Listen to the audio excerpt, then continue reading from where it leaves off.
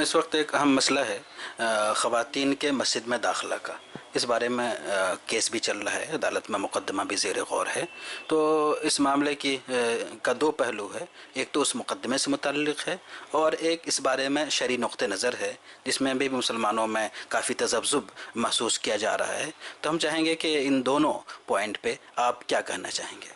دیکھیے، جہاں تک مسجدوں میں عورتوں کے داخل ہونے کا مسئلہ ہے تو وہ مقدمہ ایک دینی بہن نے عجلت میں دائر کر دیا، جلد بازی میں دائر کر دیا. اور یہ بھی ایک حقیقت ہے کہ بعض دفعہ ہماری مسجدوں میں جو انتظامیہ ہوتی ہے تو اس کے یہاں حکمت اور لوگوں کی رعایت کی کمی ہوتی ہے. اسلام نے کبھی عورتوں کو مسجد میں جانے سے منع نہیں کیا، نہ قرآن میں منع کیا گیا، نہ حدیث میں منع کیا گیا، نہ فقہ میں منع کیا گیا. حدیثوں میں تفصیل آئی ہے کہ عورتیں اگر مسجد میں انہوں نے نماز پڑھا تو ان کے کھڑے ہونے کی جگہ کہاں ہوگی. فقہا نے اپنی کتابوں میں بحث کی ہے. تو یہ مسئلہ شریعت کا حقیقت میں نہیں. ہمارے ہاں عورت کوئی اچھوت نہیں کہ جس کو نماز پڑھنے کی اجازت نہ ہو، قرآن چھونے کی اجازت نہ ہو، مسجد میں عبادت گاہ میں آنے کی اجازت نہ ہو. ایسا نہیں. یہ مسئلہ اصل میں انتظامی ہے کہ عورت کے لیے ایسی سیکورٹی ہو، ایسی حفاظت ہو کہ وہ اپنی عزت و آبرو کی حفاظت کے ساتھ آمد و رفت کر سکیں. آپ دیکھیے ہمارے برادران وطن، ان کی جو عبادت گاہیں ہیں، ان کے جو تہوار ہیں، ان کے جو میلے ہوتے ہیں، اس میں بہت سے ناخوشگوار واقعات پیش آتے ہیں. لڑکیاں غائب ہو جاتی ہیں، عورتوں کے بے عزتی کا، بے آبروئی کا واقعہ پیش آتا ہے. حالانکہ اس میں سمجھتا ہوں کہ جو مذہبی شخصیتیں ہیں وہ اس کو پسند نہیں کرتے، لیکن جہاں مرد و عورتوں کا مجمع ہو، اختلاط ہو، تو وہاں اس طرح کی باتوں کا پیدا ہو جانا قابل تعجب نہیں. تو اس لیے یہ ضروری ہے کہ مسجد میں ایسی انتظامی سہولت ہو کہ اگر عورتیں وہاں نماز پڑھتی ہیں تو عورتوں کے نماز پڑھنے کی جگہ، مردوں کے نماز پڑھنے کی جگہ کے درمیان فاصلہ، یا تو عورتوں کے لیے ایک الگ اس میں بلڈنگ بنا دی جائے، یا ایک فلور ان کے لیے مخصوص کر دیا جائے اور وہاں وہ خواتین نماز پڑھیں. ان کے آنے کا دروازہ الگ ہو، آمد و رفت کا. مردوں کے ساتھ اختلاط کی شکل پیدا نہیں. تو یہ اگر اس انتظام کے ساتھ ہو تو علماء نے اس کو بالکل منع نہیں کیا ہے. یہ تو ہم کہتے ہیں کہ عورتوں کے لیے مسجد جانا مردوں کی طرح واجب نہیں. اسلام نے ان کو ان کی حق تلفی نہیں کی، بلکہ ان کے ساتھ رعایت کی.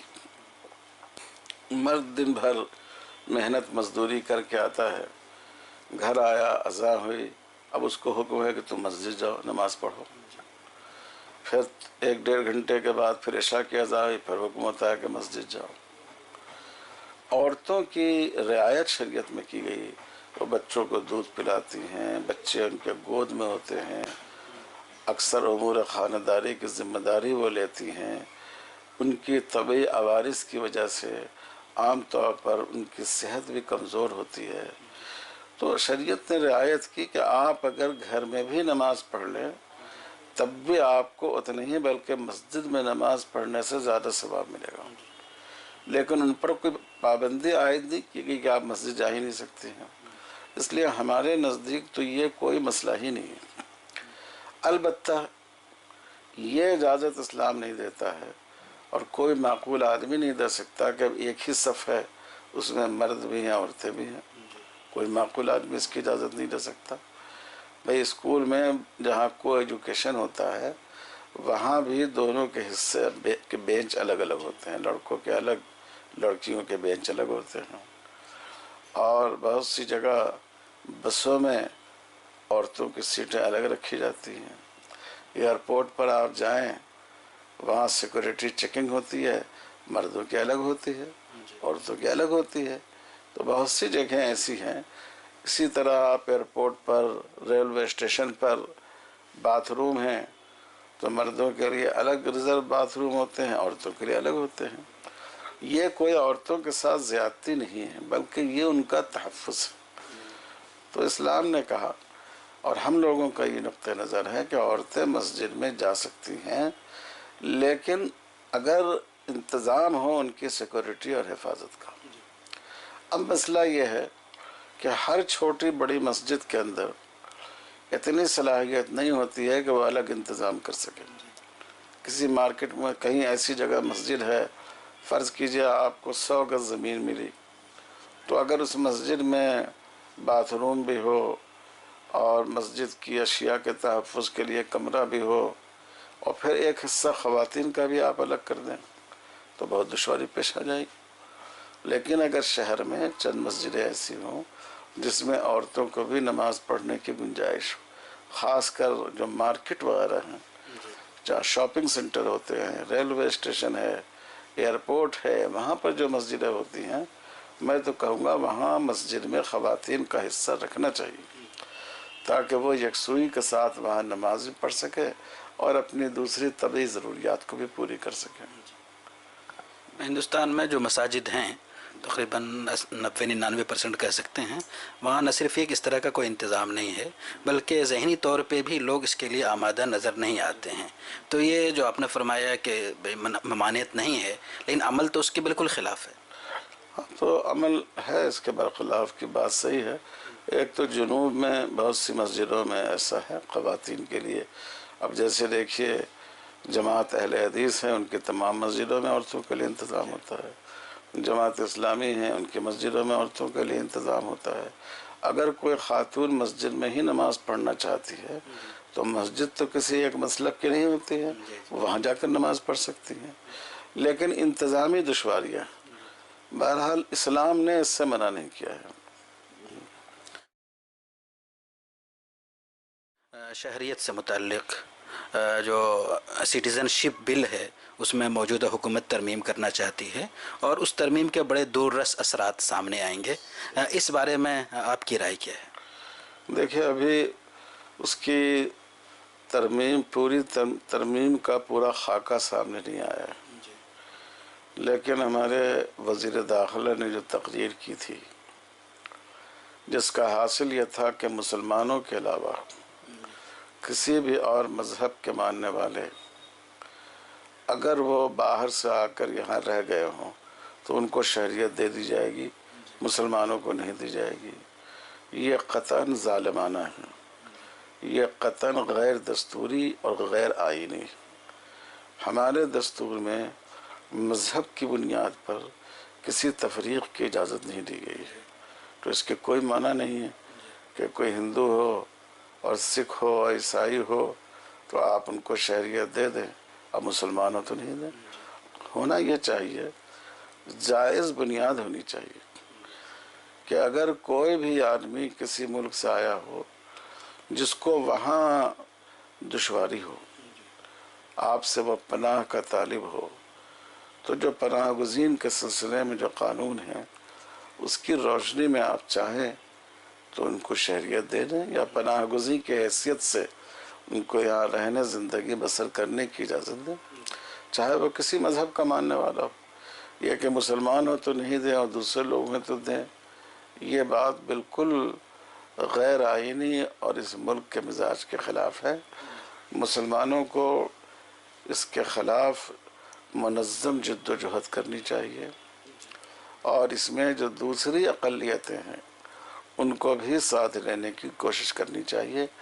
اگرچہ انہوں نے مسلمانوں کو الگ تھلگ کرنے کے لیے اور سب کے بارے میں یہ کہا ہے کہ ہم ان کے لیے اس کا نظم کریں گے شہریت کا، لیکن مشرقی علاقے میں چاہے وہ آسام ہو، منی پور ہو، ناگالینڈ ہو، میگھالیہ ہو، ان سب میں جو وہاں کے قبائلی ہیں وہ بھی اس قانون کی سختی سے مخالفت کر رہے ہیں، کیونکہ ان کا احساس ہے کہ اس قانون کی وجہ سے ہمارا تشخص اور ہماری ثقافتی پہچان ختم ہو جائے گی۔ تو اس لیے یہ بہت بڑا ظلم ہے. حکومت کو ایسا قانون بنانا چاہیے جس سے بیجا طریقے پر جو گھسپیٹھیے ہوں، چاہے وہ کسی مذہب کے ماننے والے ہوں، ان کا مسئلہ حل کیا جائے. جن ملکوں سے وہ آئے ہیں وہاں بات کر کے ان کی رضامندی کے ساتھ چاہیں تو آپ ان کو وہاں بھیج دیں. یہ نہیں کہ آپ ان سے دوستی رکھیں اور وہاں سے آنے والوں کو آپ وہ جیل میں ڈال دیں، پریشان کریں. اور جو لوگ کے ویسے نہیں ہیں ان کو خواہ پریشان نہ کیا جائے. جو مدتوں سے رہ رہے ہیں، جن کے پاس کوئی بھی ڈاکومنٹ موجود ہے، آپ دیکھیے چاہے وہ پاسپورٹ ہو، چاہے آدھار کارڈ ہو، چاہے یہ اور کوئی کارڈ ہو جو گورنمنٹ کی طرف سے ملتا ہے، الیکشن کارڈ ہو، پین کارڈ ہو، یہ سب تو گورنمنٹ کے دیے ہوئے ہیں. پاسپورٹ گورنمنٹ دیتی ہے اور پولیس ویریفیکیشن کے بعد دیتی ہے. اب کوئی معنی نہیں ہے کہ آپ نے ان کو پاسپورٹ دے دیا اور اب آپ کہتے ہیں کہ نہیں آپ غلط ہیں اس ملک میں. اگر کوئی اکا دکا واقعہ ایسا سامنے آتا ہے تو جن افسروں نے پاسپورٹ جاری کیا ان کو سزا دینا چاہیے، ان کو جیل بھیجنا چاہیے.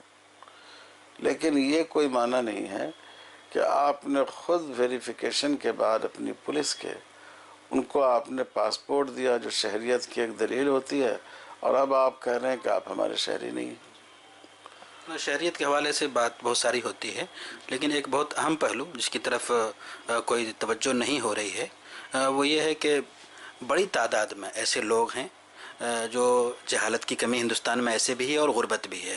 تو ایسے لوگ بڑی تعداد میں ہیں جن کے پاس کوئی پروف نہیں ہے. وہ نسلی طور پہ ہندوستان میں رہ رہے ہیں لیکن غربت اور تعلیم کی کمی کہ وہ اس دھارے میں شامل نہیں ہو سکے، ان کے پاس کوئی پروف نہیں ہے. اور ابھی جب بھی پروف کی بات کی جاتی ہے تو ڈاکومنٹ اسی وقت بنے گا جب دوسرا ڈاکومنٹ ہو. تو جو غربت اور جہالت سے اس پوزیشن میں ہے کہ کوئی ڈاکومنٹ نہیں ہے، تو ایسے لوگوں کے بارے میں مطلب حکومت کا کیا وہ ہونا چاہیے؟ دیکھیے اس سلسلے میں ایک تو حکومت کے کرنے کا کام ہے.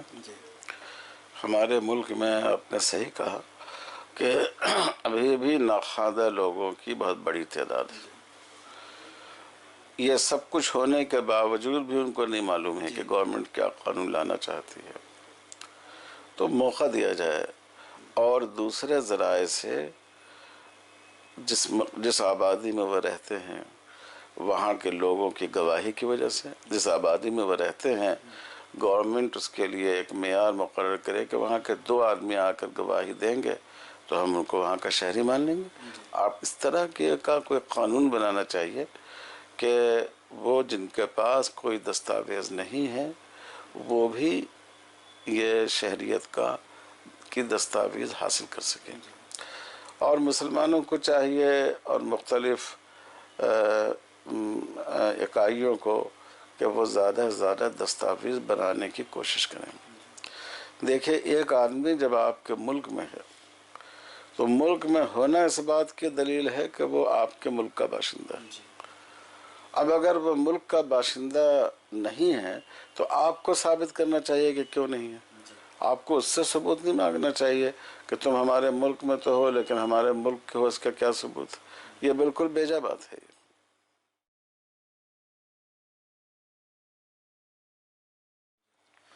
مطلب ہم ایک اور موضوع پہ بات کریں گے، قومی تعلیمی پالیسی جو گزشتہ دنوں اس کا بڑا چرچا رہا اور اس میں کافی اہم پوائنٹس ہیں جس کی طرف مسلمانوں کی توجہ خاص طور پہ ہونی چاہیے اور عام لوگوں کی بھی، لیکن اس کی طرف توجہ نہیں ہو رہی ہے.